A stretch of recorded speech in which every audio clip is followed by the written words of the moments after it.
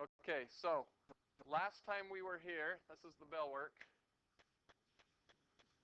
Okay, last time we were here, we didn't quite finish that lesson. So we are going to do that right now. By the way, those of you who took the test later, I've got them correct. I put them in the computer if you haven't looked at it yet. Also, I can give it back to you and you can look at to see how you did. Okay. All right. So we define these words right here.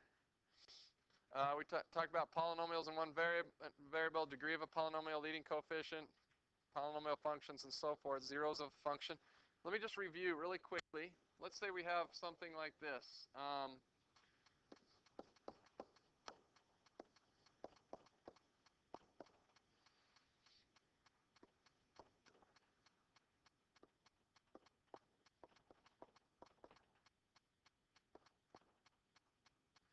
Right there, you guys. Raise your hand if you know what the degree of this polynomial is. Just raise your hand. Don't say it out loud, please. All right. What is it, everybody? 5, okay? Because we go off the highest degree term. Okay? Raise your hand if you know what the leading coefficient is. What is it, everybody? Okay, good. Because it's this 7 right here, right? Not that 7. It's the coefficient of the highest degree term. Everybody got that? Okay, a polynomial 1 degree means it only has one variable. In this case, it only has an x. No y's and no z's or anything like that. Okay, what is a zero of a function? Really quickly. What is a zero of a function? A root. What is a root? What is it physically on a graph? It's where it crosses the x-axis. It's an x-intercept.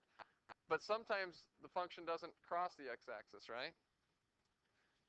Okay, and sometimes we have imaginary zeros. By the way, we learned the fundamental theorem of algebra last time. What does the fundamental theorem of algebra tell us? What does the fundamental theorem of algebra tell us? Let me ask you this in a different way, you guys. How many roots or zeros is this polynomial going to have? It's going to have 5. Why? Okay, because the highest degree term is 5. That's what the fundamental theorem of algebra says. It says that since this is degree 5, we're going to have 5 roots. Okay? Now, if you graph this in your calculator, it might only cross the x-axis once. One time. One real zero. What does that tell you about the other zeros? Okay, yeah, the other, how many are there? There would be 4 imaginary zeros, right? Okay, so we have 1 real root and 4 imaginary if it only crosses once. Could it cross 3 times? If we had 3 real, how many imaginary would it have? 2, okay? Because the fundamental theorem of algebra tells us that since this is degree 5, it has to have 5 roots. Is it possible to have 4 real roots? Is it possible to have 4 real roots? What do you think? Actually, I thought I got to this part last time. I thought I told you this, but imaginary roots, or we call them complex roots, come in pairs. So if it had 4 real, that would mean it only has 1 imaginary. But what do we know about imaginary? They come in pairs. Is 1 a pair? No, 1 is not a pair. So is it possible to have 4 real roots? It is not, because then you'd have an odd number of imaginary. Yes?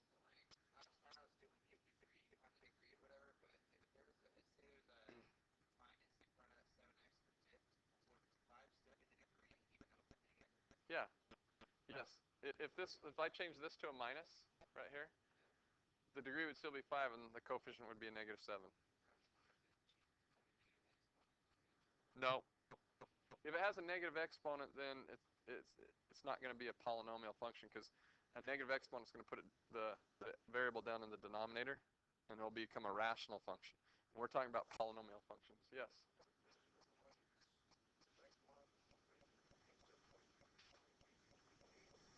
Okay.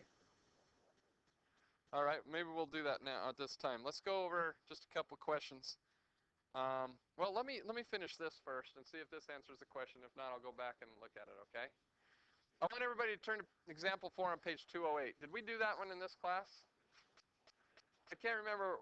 I got both my classes, we got to different parts, and I can't remember which part we got to.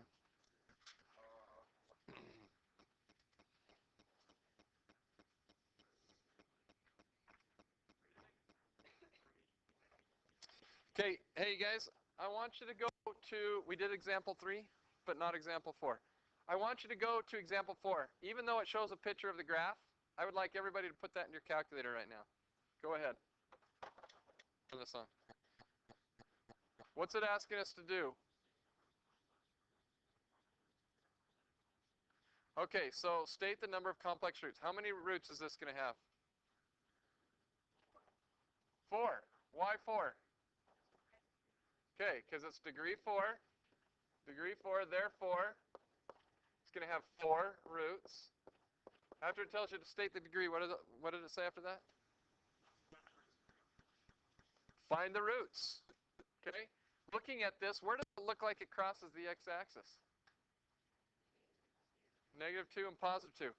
Did I show you guys how to do this? Like, I get so mixed up because in my math 3 classes, we're doing the same thing right now. Did I show you guys how to find zeros on the calculator yet? Okay, everybody do this. Go to the calc menu above trace.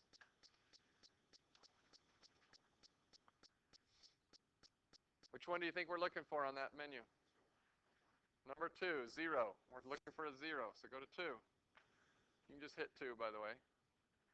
Okay, now, my cursor is right here. I'm going to go the one on the left, so I got to go way left. You guys can just hold yours down. I have to tap mine on the computer here.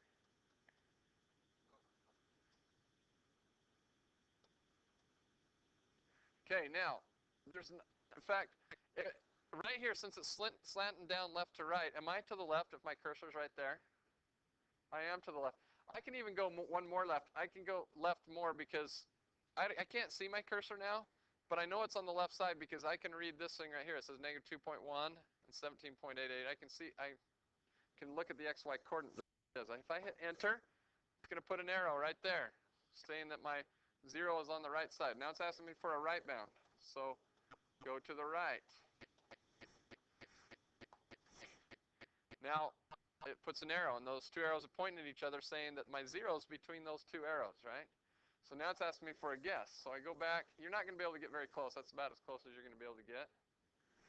And I hit enter. The reason why is because it's really steep. I hit enter, and it shows me my zeros at -2, 0. Some of you might get something like 1.999 or 2.00001. Okay? But should be one of your real roots is at x equals 2. Okay?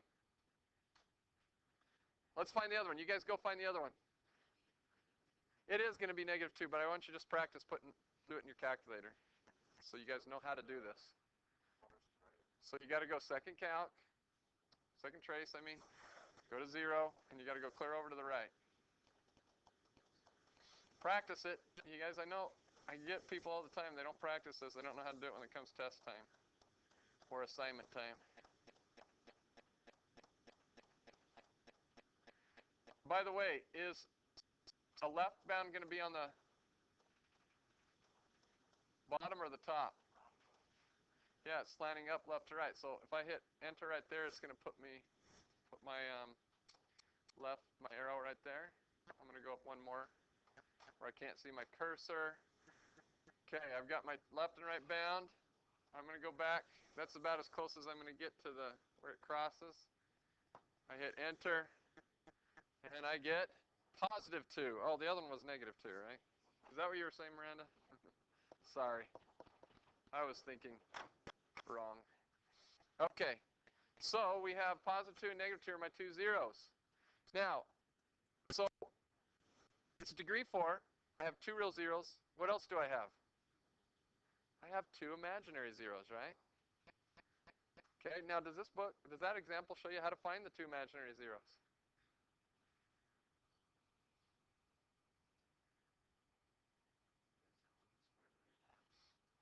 Yeah. What we are going to do, well, this one factors to find the roots. Okay. Let's talk about this. We're going to learn several different ways to do this, but give me that equation again. 9x to the fourth minus 35x squared minus 4. You guys, even though this is a fourth degree polynomial, let's see if it factors like a quadratic, because it looks quadratic in form. You have degree 4, and then the middle one's degree 2, which is half of the fourth degree. And if you think about a quadratic, if this was x squared and that was x, it would factor the same way. Let's list these numbers right here. We have 9, which is 3 times 3 or 1 times 9, right? The factors of 4. What's some factors of negative 4? 2 times negative 2, or what else? 4 and negative 1, or one more? You meant negative 4 and 1. Negative 1 and 4 is already there, right? Okay, negative 4 and 1. So those are my possibilities. Now I got to see if any of them are going to give me that middle term when I factor it. Okay, so I've got to multiply this set by one of these sets over here. So this is where you just use guess and check until you find the right one. I'm thinking it's going to have to be 9 and 4 because this middle number is 35. 9 times 4 is what, you guys? 36. And I'm thinking it's going to have to be 9 times a negative 4 because 9 times a negative 4 is a negative 36. And 1 times 1 is 1. And if I add those together, what do I get? Negative 35. So this factors, my two factors would be the 1 and the 9. So I'm going to have 1x squared and 9x squared. Because think about this. X squared times 9x squared would be 9x to the fourth, right? And my middle term, or my last terms have to be negative 4 and 1. Now, however, notice I times the 9 by the negative 4. If I put the negative 4 in the same as the 9, do I ever times those together when I FOIL? No, so the negative 4 would have to go over here, which would leave the positive 1 over here. So this factors to be x squared minus 4 times 9x squared plus 1. Okay, now, if you set this equal to 0, because that's what you do when you're finding zeros, you set your equation equal to 0, because you want to know what number you put in for x so that you get something times something equals 0. You got to make them each equal to 0. So we're going to go x squared minus 4 equals to 0. 9x squared plus 1 equals 0. We're going to solve those two equations. Well, we already know this one. If I add 4 to both sides and I take the square root, what do I get? Plus or minus 2. Remember, when you take the square root, you get a positive and a negative. We already had those two. We got those from graphing it, right? So I must be able to get my two imaginary ones by solving this equation right here. So 9x squared plus 1 equals 0. How would you solve that equation, you guys? Okay, subtract 1, divide by 9, and then square root. What's the problem here, you guys? You can't square negative numbers until we learned about what? Imaginary numbers, and then you can. Okay, so I get plus or minus the square root of negative 1/9. Well, let me ask you guys this. What's the square root of?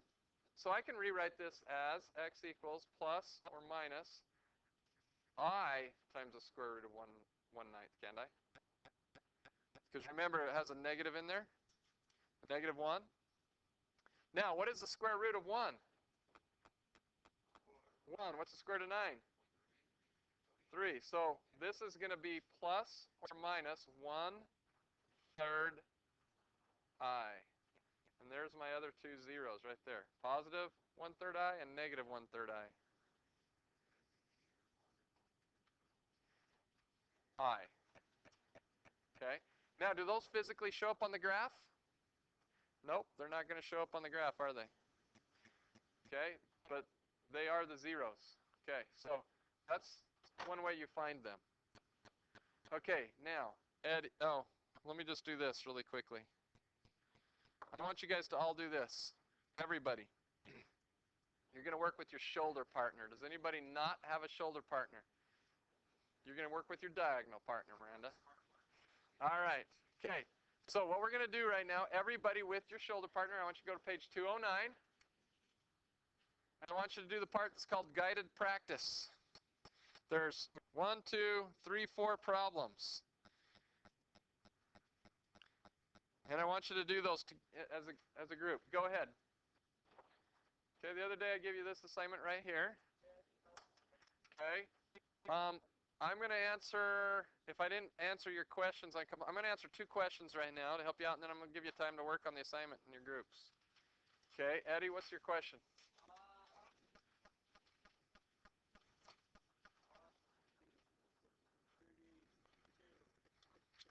Number 32. Write a polynomial equation of least degree for each set of roots. Does the equation have an odd or even degree? How many times does the graph of the related function cross the x-axis? So 32? Okay, we did one kind of like this the other day. What did it say the 2 roots were?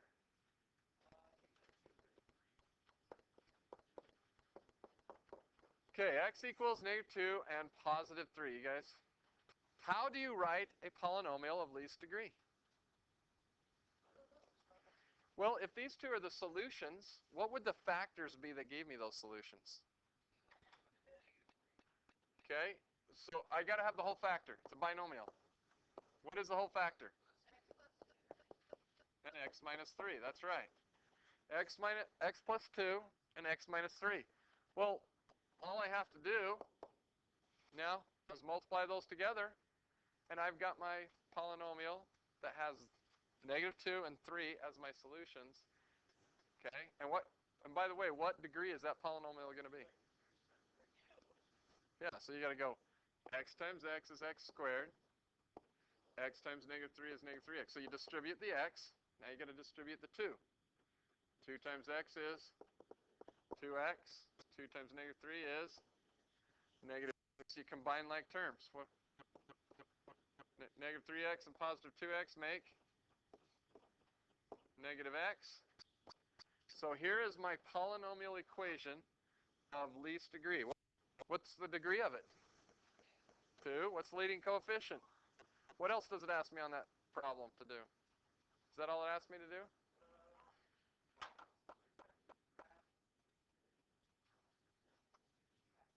So yeah, how many times is it going to cross? Well, you don't even have to graph it. You can just look. 2 times. Why 2 times? Well, do all parabolas have to cross the x-axis twice? What if I had this parabola right here? Does that one cross at all? So this one would have 2 imaginary solutions. But it gave me the solutions. Right there. It's telling me where is it going to cross the x-axis? -2 and +3. So it's going to cross at -2 and +3. Since my leading coefficient is a positive number, I know it's going to go like this somewhere, like that. And since this number is -6, I know it's going to cross the x-axis at -6. 1, 2, 3, 4, 5, 6. I mean the y-axis at -6. Thank you, Kyle. Someone's got to have my back some days. Okay. So -6 is going to be my y-intercept. Okay, and so you can tell by the solutions if it's how many times it's going to cross the x-axis. It has 2 real solutions, so it's going to cross the x-axis 2 times. Okay. Is that all it asked me? Is it even or is it of odd degree or even degree? Even degree because it's 2, right? How many times does the graph cross the x-axis? I think we answered all the questions. That's what you're doing on those, okay? Now, you understand? Okay, was there another one, Kyle, you wanted to do? Explain 22. Is 1 over a plus a squared a polynomial in one variable? What do you guys think? Look at 22. This is actually something we talked about today. Is that a polynomial in one variable? How many variables does it have? 1. It has a as the only variable, right? What's the problem with that variable, though, one of them? It's in the bottom. So is it a polynomial? What kind is it? It's rational. So that's not a polynomial. If there's an a in the denominator, then it is not a polynomial. What does it say?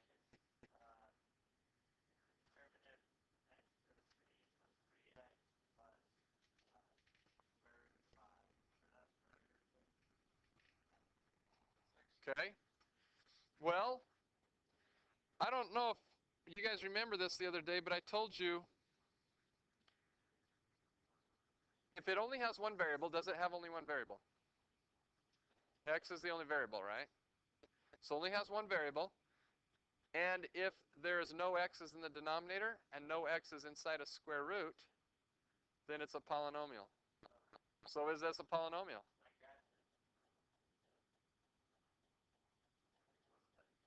Yeah, but no, a polynomial, it's still a polynomial.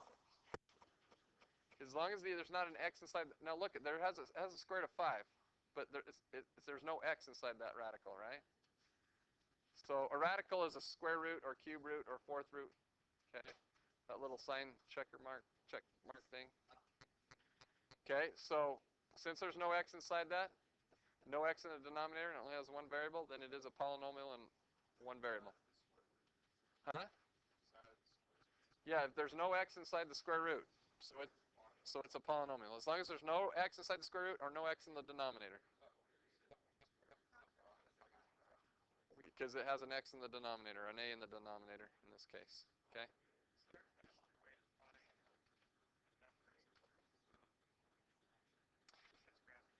Hey guys, the question is there a faster way to find out if a number is a root? Yeah. All you do is, like which one? You put 0 in for a, and if it comes out to be 0, then it's a root. If it comes out to be any other number, it's not a root. That's all you do. Okay. Go ahead. I'm going to give you the rest of the time to do your homework assignment.